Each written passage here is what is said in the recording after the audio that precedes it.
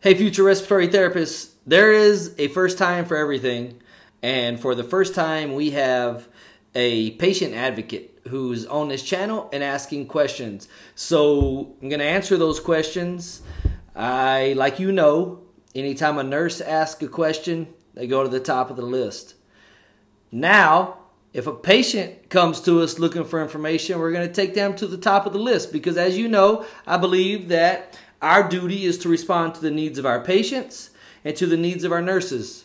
I don't advocate, oh, well, wait for us, we'll be there when we're done with lunch, right? We respond when people need. So I'm taking this person to the top of the list. I'm going to answer this question and we'll go from there. Now, like you know, it's Thanksgiving week, and so the rest of these questions I have are going to be answered very, very quickly. Also, so just be patient with me for another couple of days. You're going to see your video questions responded to. Now, this question comes from David Black, who is a patient advocate for himself. He's looking into learning more about the disease processes that he lives with, which are COPD and complex sleep apnea.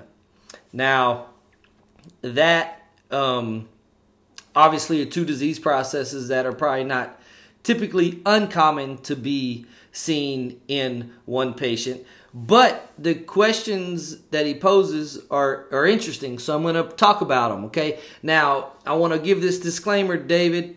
First of all, this is not medical advice. This is an informational session for which the data you gave me, I'm going to give you information back. Okay, this is no way, no shape, no form medical advice. I'm not a doctor. I can't prescribe. I don't prescribe. You're not my patient. I'm just going to have an informational discussion about what you've shared with me. Okay, so I understand right now that you have COPD and you also have complex apnea. Now, the first thing we need to do is define complex apnea for the future respiratory therapists on this channel who do not know what complex apnea is. Now, typically, as students, you learn about obstructive sleep apnea and you learn about central sleep apnea, and you learn that the difference between the two is that obstructive sleep apnea is due to the obstruction of the airway due to soft tissue falling over, occluding the airway.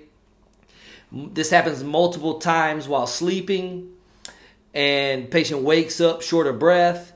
They kind of have this loud snore where the mind wakes up and initiates a greater respiratory effort, and they take a breath, and then slowly the soft tissue falls back over the airway and they become obstructed again. Central sleep apnea is the exact opposite. There is no breathing because there is no signal from the central respiratory drive to breathe. So there's no inspiratory efforts happening. Now, we also know that apnea is defined by greater than no breathing or cessation of breathing within a 10-second time period. Okay, so we've defined obstructive sleep apnea. We've defined central sleep apnea. We know what apnea is. Now, what is complex apnea? Complex apnea is when you have what appears to be central sleep apnea periods during the treatment of obstructive sleep apnea without any other explanation of why. So you have a patient, they're on their non-invasive ventilation, aka BiPAP, or CPAP, and there's no indication of obstructive sleep apnea episodes, which is defined by seeing no air movement but with abdominal movement. So the abdominal cavity is moving, trying to take a breath, but there's no air movement. Once you place a CPAP or a BiPAP device onto a patient, a non-invasive mechanical ventilator onto a patient, those settings should alleviate any obstructive sleep apnea periods. If they don't, the settings aren't correct. If they do, then you've overcome and you've stented open and you don't have that soft tissue falling over the airways again, and you've alleviated the symptoms associated with obstructive sleep apnea. That's a good thing. Now, but with that patient, we still have these periods of central sleep apnea. So why is the brain, now that we've fixed the obstructive sleep apnea, now why do we have these episodes of central sleep apnea? And this is where we get the term complex apnea, okay? So this viewer, David Black, is on a home device. He's on the ST mode. So I'm just going to do it like that, ST mode. And A, ResMed. I'm not a home mechanical ventilator expert because I don't do home health, okay? So I can't speak to specifically the modes. I'm just going to go with you on my thoughts here, okay? And your question was I kind of feel like I may need AVAPS instead of ST mode. And you may be right, and let me give you my thoughts on that, okay? So I put this up here, but I'm going to erase it because it's not good for now. Now, you did say that your minute ventilation was 6.35 and your respiratory rate is 10 to 12. Now, when you tell me that, I don't see anything that jumps off the board at me as being not normal. So we know that a normal minute ventilation is 5 to 7 liters per minute. This falls in a normal range for a respiratory rate, so none of this is concerning to me, okay, or to you future respiratory therapists. What we see here when we do the math is that we get 6.35 divided by 12. Our tidal volumes are running 0.635 to 0.529. Nothing there jumping off the page at us, right? These all look for us in the respiratory therapy field. We don't see anything here that stands out to us. But I think, David, what is important here is when you talk about being in the ST mode, you have to understand that while your respiratory rate is an indication of how many breaths you take a minute, your minute ventilation is how much volume you move in a minute. Your tidal volume is the result, is the volume with each of these breaths that equates to this. The way this is measured can be somewhat kind of funky. And so I'm going to take this down the pathway of, is ST the better mode or would AVAPS be the better mode? Okay, so I'm going to erase this. And I'm going to put ST versus AVAPS.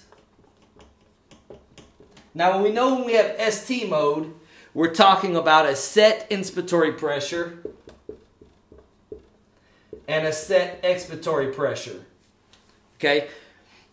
What this is doing, in my opinion, in my thoughts, when I hear you saying this stuff, and I'm assuming you know these values because you're probably looking at your settings from your data being probably uploaded to a cloud that you can access. And first of all, I want to tell you this, David. I think it's phenomenal that you're an educated consumer. You have these two overlapping disease processes. You're receiving treatment for them. And you're continually asking questions to learn more so you can be an educated consumer. Now, when we talk about healthcare, most people don't understand that you can be an educated healthcare consumer. They just take, well, the doctor says this, so I do. But you don't have to. You can always question. Just use your brain and ask the questions you need to ask, right? So, when you have an IPAP and an EPAP, and we don't know what these settings are because you didn't provide them to me, then this is going to generate a minute volume. You're going to have a respiratory rate and you're going to have a tidal volume. But what you don't see is when we calculated the tidal volume, we did a basic minute ventilation divided by respiratory rate gives us tidal volume. But maybe that's not what's happening. This minute ventilation is extrapolated over time. It's always changing. So it doesn't, and the respiratory rate at the same time was 10 to 12. And so we look at that and we go, oh, that means you're taking a breath every 5 to 6 seconds. But that's not what that necessarily indicates. Like, what if these 10 to 12 breaths are all happening within 20 seconds of each other? And what if the majority of the minute ventilation, what if the minute ventilation for those 20 seconds is much higher than afterwards, right? So you get this idea to where perhaps this complex apnea is the result of you, in result to this, generating some very large breaths that are increasing your minute ventilation exceptionally high for a brief period of time, talking less than a minute. And that is causing a decrease in your CO2 and an increase in your pH. And within those 20 to 25 or 30 seconds, your CO2 is going way down. And then your brain says, I don't need to breathe. Because the central drive to breathe is not there anymore because the CO2 is too low. And then you go 15, 20, 25 seconds without a breath. And that's creating this complex apnea, right? If that's the case, and I don't know if it is or isn't, and I hope everybody's getting what I'm saying here, for you future respiratory therapists, just understand this is troubleshooting. This is understanding that a patient can breathe 8 times a minute with very, very large breaths and then not breathe for a period of time because their central drive to breathe has been diminished. Because within those 8 breaths, if within the 30 seconds of those 8 breaths, they were 1,000 mLs each, then your minute ventilation at that point in time is 8 liters per minute and your CO2 is down. Now the apnea period that follows, CO2 is rising back up. CO2 goes back up. The brain says, breathe, breathe, breathe. Respiratory rate increases. Tidal volume increases in response to the IPAP and the EPAP. Now these are set, so maybe you're on something like 15/5. So you got a big inspiratory effort assist happening, and you blow all that CO2 off in a few big breaths, and then you find yourself sitting there going, don't need to breathe, don't need to breathe. And this is creating these apneic episodes, these complex apneic episodes that are a result of the pressure support between these two. The inspiratory pressure being so much greater than EPAP that you're generating too big of a tidal volume, which is decreasing your CO2 excessively and then causing this, being followed by this period of apnea where there's no breaths happening. Your CO2 rises back up. You breathe, breathe, breathe, breathe, breathe. CO2 goes back down. pH goes back up. Stop breathing. You're never really settled in. You're always chasing. Now, if that's the case, AVAPS might be the answer that you're looking for, because what AVAPS will do, it will adjust pressure support to achieve a target tidal volume. So if you have a pressure support of 10 over here, 15 minus 5 is a pressure support of 10. If your tidal volumes are coming in at 800 or 900 or 1,000, then maybe you don't need that much pressure support. Maybe you don't need an IPAP of 10. And AVAPS will automatically decrease the pressure support to achieve your target tidal volume of 500 or 400 or whatever it is that the medical team, your pulmonary team, figures out that you need to target. And what this would do is it would decrease your IPAP and your pressure support settings, decrease the amount of support you're getting with each breath, and get you more on a normalized level of ventilation to where CO2 remains constant instead of these big influxes of lots of pressure support blowing CO2 down. Apnea, CO2 rises. Breathe, breathe, breathe, breathe, breathe. CO2 goes back down. With this mode, a mode that automatically adjusts your IPAP to adjust pressure support to keep your tidal volumes in a reasonable manner,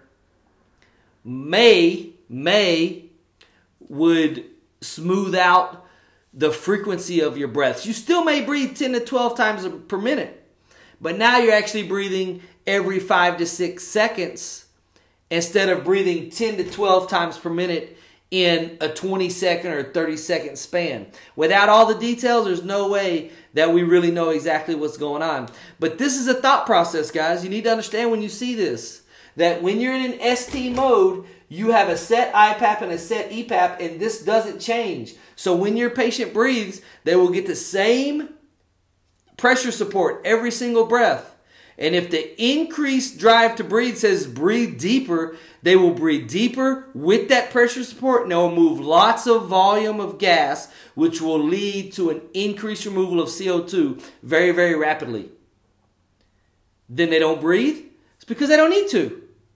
Their CO2 is 25. I'm not breathing. I'm going to breathe when it gets back up.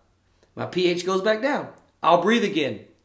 So be aware of this. AVAPS is a mode of mechanical, non-invasive mechanical ventilation that some would argue is highly underutilized, in the sense that why does every breath have to be the same, right? Why can't we adjust it to maintain a target tidal volume to ensure a minimal minute ventilation? Just some thoughts. David, I hope this helps. I appreciate you watching the videos. I appreciate your comments. I love the fact that we have a non-future RT, a non-RT, a non-nurse, a non-CRNA,